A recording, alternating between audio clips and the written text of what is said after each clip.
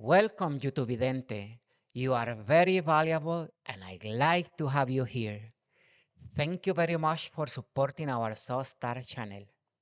This video is part of a playlist I put together to showcase how to install scientific open source tools for free. Si habilitas los subtítulos de YouTube, también podrás disfrutar de nuestro contenido. Without further ado, let's enjoy this experience together. Hello. Welcome again. Remember that subscribing to this learning channel is completely free. I am Remy, a Microsoft AI text-to-speech assistant. Let's continue our journey to consistently install scientific open source tools for free.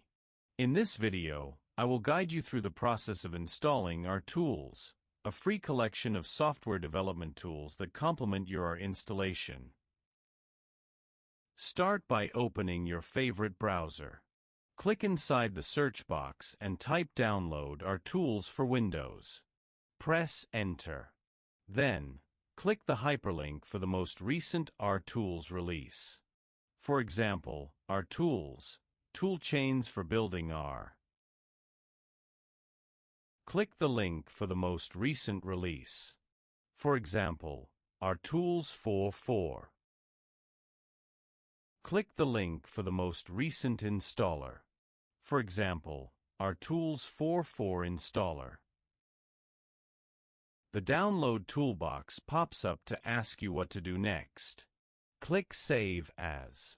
If your browser is using a default downloads location, then your installer file will be downloaded there. Navigate to Windows C S.O.S Downloads. Then click Save. You are now ready to start the Rtools installation.